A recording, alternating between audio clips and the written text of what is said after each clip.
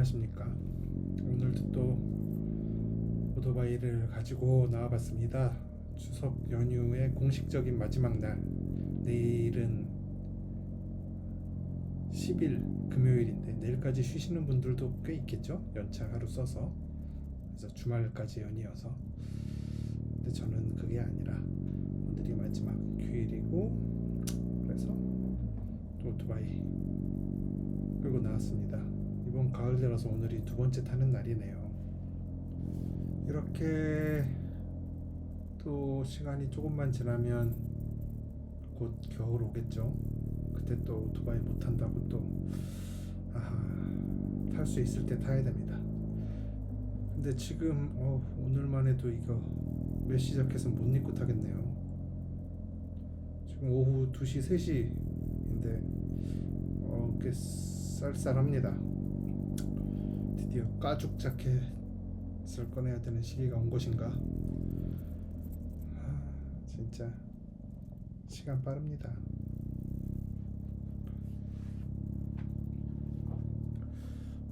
지난 회차에 이어서 일본에서 있었던 로맨스 얘기를 좀 더 이어서 해보겠습니다.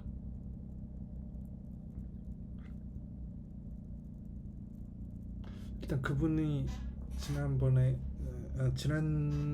회차에서 제가 얘기했던 내용을 잠깐 짧게 요약을 하면, 제가 최근에 여자친구와의 이별로 인해서 좀 심란한 시간을 보내고 있었는데, 그래서 마음을 좀 정리하려고 주말을 이용해서 짧게 후쿠오카 여행을 갔다. 그리고 그 숙소 앞에 있는 식당을 음식이 맛있어서 매일매일 가게 되었는데, 그 식당에서 일하시는 분이 저를 마음에 든다고 했다. 그래서 저는 영업 멘트로 생각을 했지만, 그래도 혹시 모르니 로또 확률로 진짜 내가 마음에 드는 걸 수도 있으니 확인해 보려 그 다음 주에 또 후쿠오카 여행을 갔다. 그래서 다시 확인을 해봤더니 그분이 진짜 나를 마음에 들어 하고 있더라. 그래서 개인적으로 연락처를 주고받고, 또 그 다음 주, 그러니까 이번 추석 연휴죠, 이때 또 한 일주일로 가서 그 식당도 매일 가고, 또 그분이 쉬는 날 바깥에서 따로 데이트도 했다. 근데 충격이, 그분은 지금 나이가 21살이었다. 저랑 20년 넘게 나이 차이가 나고 있더라. 여기까지가 지난번 했던 얘기의 요약입니다. 자세한 거는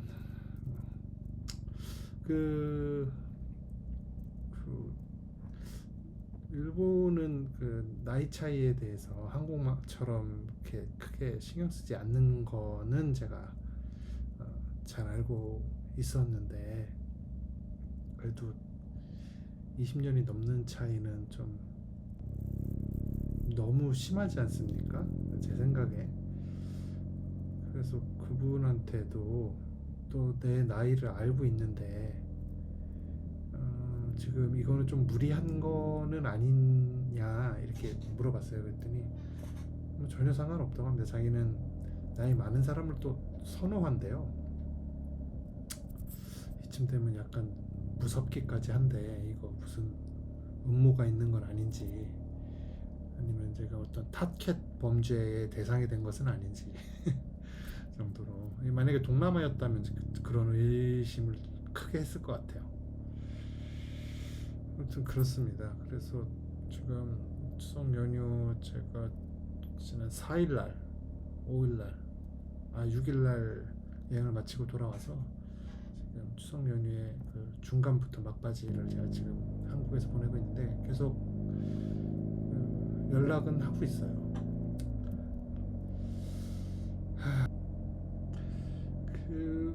그분에 대해서 좀 말씀을 드리면, 이제 21살이 이번 9월 달에 21살이 되었다고 합니다.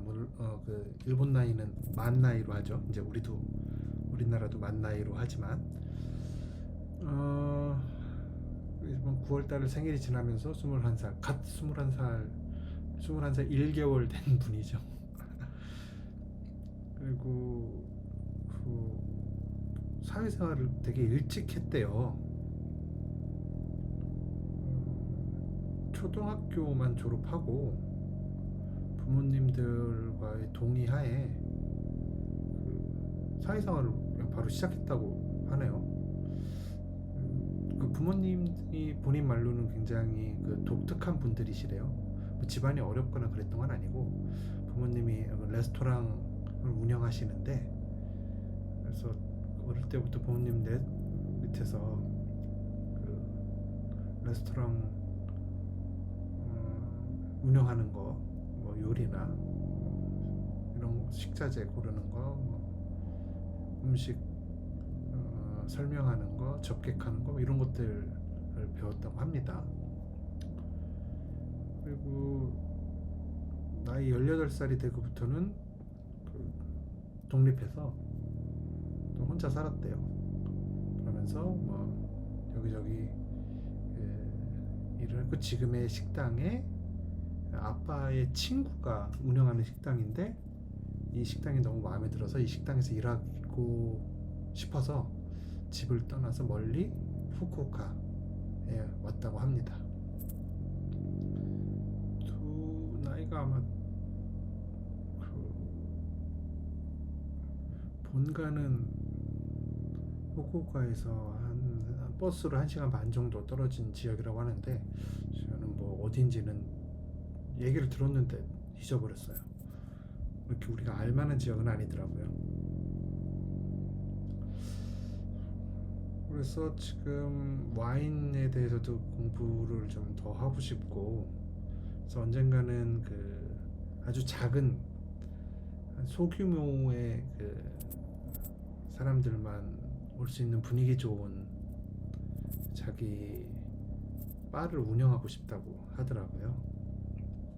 그래서 그걸 위해서 열심히 그 꿈을 위해서 노력하고 계신 분입니다.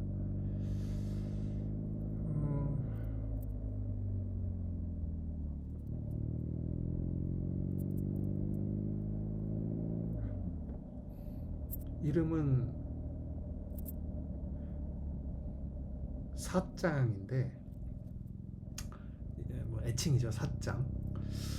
사짱이라는 분이신데, 처음에 제가 그 식당을 들어가게 된 게, 원래는 다른 데서 이렇게 저녁을 먹고 이제 더 2차 뭐 한 잔 더 먹을 데 없나 하고 이게 숙소 주변을 돌아다녔어요. 그러면서 이렇게 몇 군데 이렇게 있더라고요, 술집들이. 근데 이 집 앞을, 그러니까 이 식당 앞을 지나면서 창문 너머로 그 안에서 일하시는 분들이 보이는데, 여성분 두 분이서 일을 하고 계신 거예요. 그 주방이 오픈 주방이니까 바깥에서도 보였거든요, 다 그 주방 안까지. 젊은 여자 두 분이 운영을 하시네, 그 생각을 했고, 그 중에 그 요리를 하시는 그분 사장이 굉장히 눈에 띄었습니다. 왜냐하면 그 헤어스타일이 이제 컬이 엄청 많이 들어가 완전 뽀글뽀글한 헤어스타일을 하고 있었거든요. 그래서 눈에 굉장히 띄었어요. 그래서 볼륨감이 엄청 크게 머리에 이렇게 있는 그런 머리였거든요. 근데 제가 그런 스타일을 좀 좋아합니다. 그래서 귀엽다 이렇게 생각을 하고, 그날은 가지 않았고, 이제 그날은 이제 다른 꼬치집을 가서 꼬치를 더 먹었고, 왜냐면 고기는 그런 좀, 저는 꼬치나 이런 걸 먹고 싶었는데 거기는 그런 음식을 파는 데는 아닌 것 같아가지고 안 갔죠. 그리고 그 다음날 저녁에 그 집을 가게 됩니다. 갔는데 처음에 이렇게 들어갔는데 이제 다른 분, 사장 말고 다른 분, 음료를 담당하시는 분이 이렇게 접객을 해줘요. 왜냐하면 이분은 요리를 하고 있으니까. 근데 이렇게 인사할 땐 쳐다보죠. 그래서 인사하고 이렇게 해서 자리를 잡아서 그 닷지에 자리를 잡아서 주방을 바라보면서 이렇게 뭐 맥주 한잔 시키고 와인도 시키고 이렇게 홀짝홀짝 마셨습니다. 근데 그분이 한참 요리를 하다가 중간중간 저를 이렇게 쳐다보는 거예요. 근데 되게 그 빤히 쳐다보는 거예요, 저를. 그래서 저는 이게 그 말로만 듣던 젠지 스테어인가? 저는 그 요즘 그런 그 짤들 많잖아요. 뭐 젠지들이 이렇게 뭐 많이 쳐다보고 있어서 뭐 커피숍이라든지 뭐 아니면 회사라든지 이런 데서, 그래서 사람들이 당황해하는 그런 짤들 많이 있는데 저는 그거를 현실에서 본 적은 한 번도 없거든요. 그냥 어떤 젠지의 어떤 일부 특성을 그런 데서 좀 확대해서 재밌게 노는구나 이런 짤을 만들어서 그냥 그런 식으로만 생각을 했지 실제로 그런 사람 본 적이 없었고. 근데 그래서 이분이 그냥 빤히 쳐다보길래 이게 바로 젠지 스테어인가 보다 라고 생각을 했어요. 그리고 저는 그때 이분이 요리를 하고 다른 분은 이제 와인만 이렇게 서빙을 하고 있기 때문에 저는 요리하시는 이분이 이 음식점의 사장이라고 생각을 했습니다. 그래서 사장이면 그래도 30대는 됐겠지. 그래서 젠지는 아닐 텐데 이렇게 MG도 스테어가 있나? 라고 밀레니얼 스테어인가? 라고 또 생각을 잠깐 했었죠. 근데 그게 나중에 알고 보니까 그분이 말하기를 가게에 처음 들어오는 순간 저한테 좀 충격을 받았대요. 그 말 그대로 전하자면 반했대요. 살다 보니 참 별일이 다 있는데. 그래서 너무 자기 스타일이라서 이렇게 쳐다보게 됐대요. 그리고 자기가 영어를 잘할 줄 알면 뭐 말을 걸었을 텐데 그 말을 걸 수는 없었고 그냥 쳐다볼 수밖에 없었대요. 영어를 못하니까. 아무튼 그랬습니다. 그래서 첫날은 그래서 잘 먹고, 첫날에는 아무도 저한테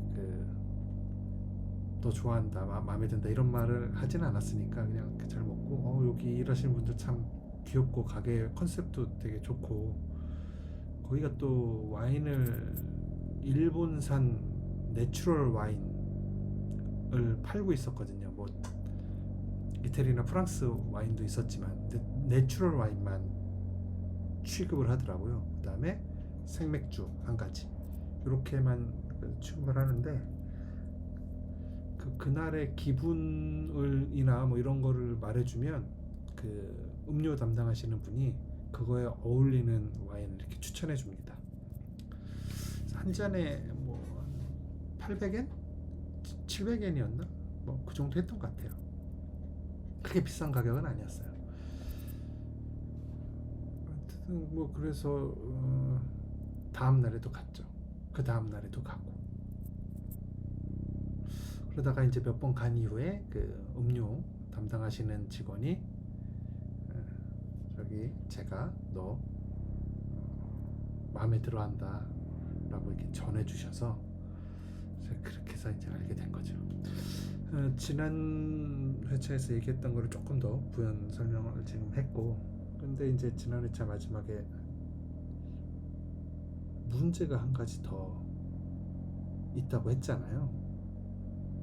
그게 지금 이분이 현직 남자친구가 있는 분입니다. 그래서 인스타 교환해서 거기 보니까 거기 남자친구 사진이 있더라고요. 그리고 저한테도 남자친구 있다고는 얘기했고,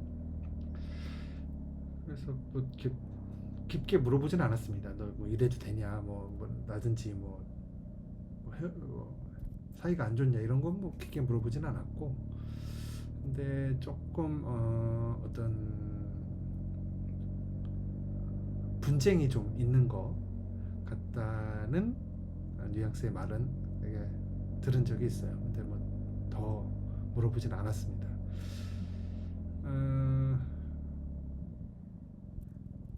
또 그런 상황에서 지금 연락은 계속 주고받고 있고, 이제 2주 후에 또 그분 쉬는 날에 맞춰서 1박 2일 또 다녀올 거거든요. 후쿠오카에. 그래서 이런저런 종합적인 상황을 고려해서 그냥 저는 약간의 거리감은 두고, 하지만 친하게 지내려고는 하고 있습니다. 그러면서 추이를 좀 지켜봐야겠다. 그분이 저한테 굉장히 적극적인 그런 표현을 하시거든요. 근데 제가 이런저런 상황들은 나이나 아니면 지금 현재 남자친구가 있다거나 또 거리는 사실 문제는 되지 않아요. 후쿠오카 뭐 1시간, 뭐 공항, 우리 한국 공항, 일본 공항, 그 공항 가는 시간 뭐 이런 거 다 합쳐도 2시간, 3시간, 3시간이면 가니까, 3시간 이내로 가니까요. 뭐 저는 한국에서도 한 100km 반경 정도는 뭐 생활권으로 생각하고 살았거든요, 평생. 뭐 오토바이 타시는 분들도 다 그렇겠지만 좀 반경이 넓어지잖아요.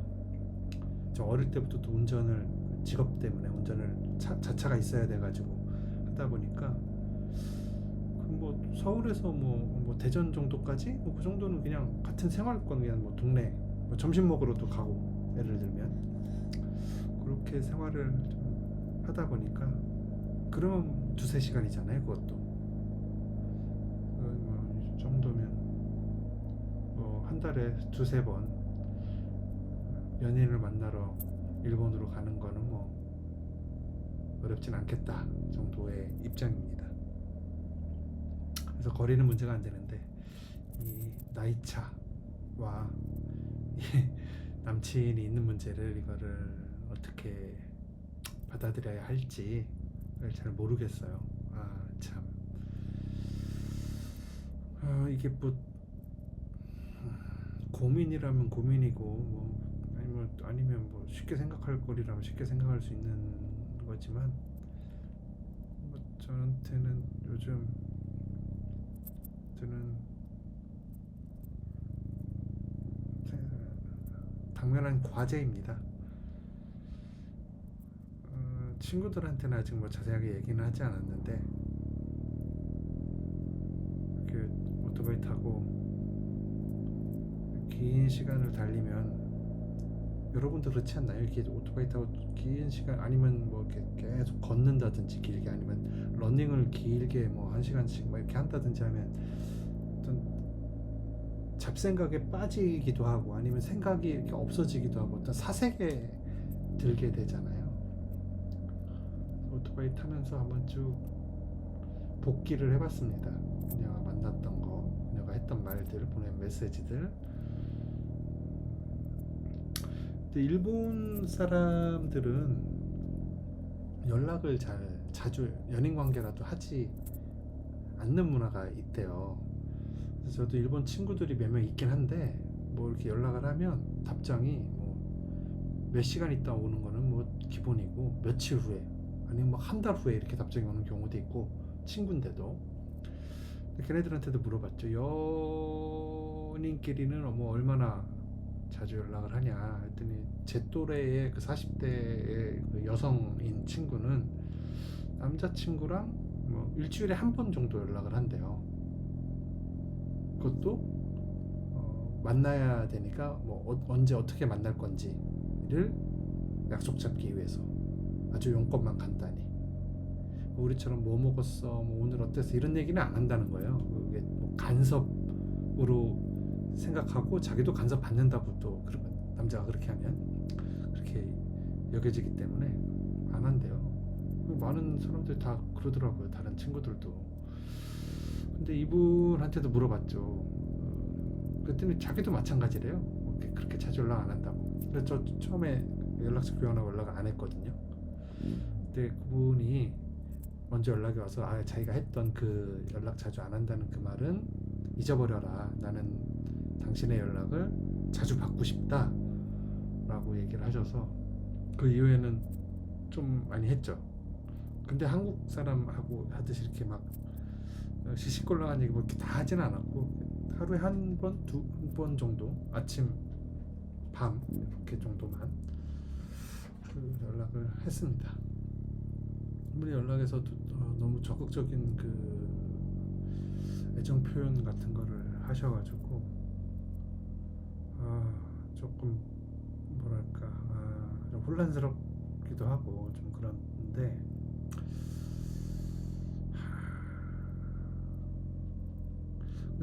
너 남자친구 어떻게 할 거냐 이걸 제가 뭐 물어볼 수도 있는데 또 이게 또 일본 문화가 또 우리랑 다르다 보니까 그러면 또 너무 프레셔로 받아들일 수가 있으니까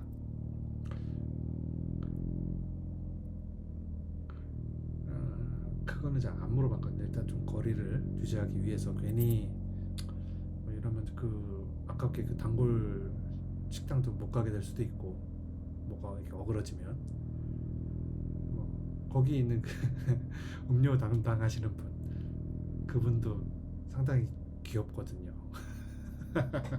이거 뭐 어그러져가지고 뭐 거기 못 가게 되면 그분도 못 보게 되잖아. 이런 부수적인 것도 있고 또 저도 이게 어떻게 대해야 될지 잘 모르겠어서 일단은 거리를 두고 있는 상태입니다. 그분은 내년 그러니까 일본이 그 연초하고 또 연말에 그 여름쯤에 그 긴 1년에 두 번 우리처럼 긴 휴가들이 두 번 있잖아요. 우리는 뭐 설하고 추석처럼. 그래서 내년 연초에 프랑스로 그 와인 공부를 하기 위해서 간대요.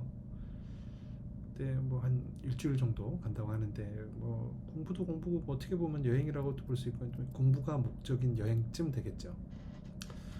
그래서 그거를 가기 위해서 돈을 모아야 된대요. 그래서 그 투잡을 뛰기로 했다고 하더라고요. 그래서 오늘 거기 면접을 보러 가기 위해서 그 다른 종류의 그 와인바인데 지금 이 식당 혹은 와인바에서 지금 현재 일을 하고 있으면서도 또 다른 와인바에 가서 일을 한다고. 그래서 한 일주일에 한 뭐 12시간 정도 일을 더 할 거라고 하네요. 그래서 거기 면접 보러 가기 위해서 그 제가 그 마음에 들어있던 그 뽀글뽀글한 파마 머리를 싹 풀었더라고요.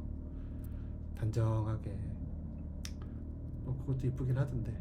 그래서 오늘 면접을 봤대요. 그래서 면접 통과를 해서 곧 출근하게 됐다고 합니다.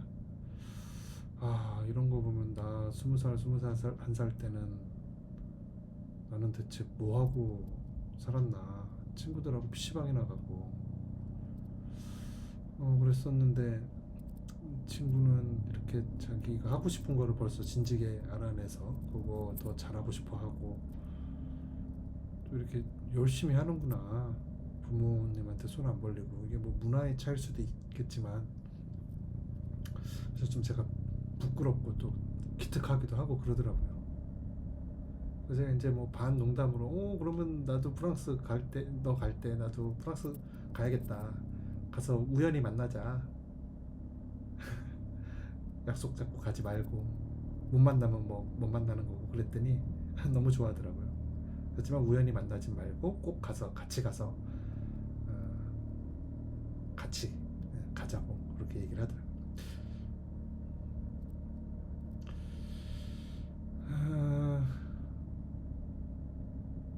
그 요리를 할 때 오픈 주방이니까 그 다찌에서 이렇게 와인을 마시면서 그 요리를 하는 걸 이렇게 보면 칼을 되게 잘 쓰더라고요. 좀 놀랐습니다. 그리고 저는 거기에 이제 그 오너인 줄 알았다고 했잖아요. 이제 오너가 아니고 아까도 말했지만 아버지의 친구가 운영하시는 거고 하시는데 그 아버지의 친구라는 분도 가끔 나오더라고요. 그래서 몇 번 얼굴을 뵀는데 사장님이죠.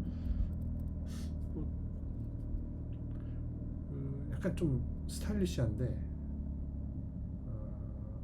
이런 그 감각이 있는 사람이라서 이렇게 가게도 좀 감각 있게 꾸몄구나. 그리고 거기 있는 음식들 뭐 이런 것들 뭐 재료를 되게 중요시 여긴다고 하더라고요. 그런 것들 메뉴 구성이나 이런 게 참 감각적이다. 사장님 보니까 딱 가게랑 사장님이 닮았구나 정도 생각이 들더라고요.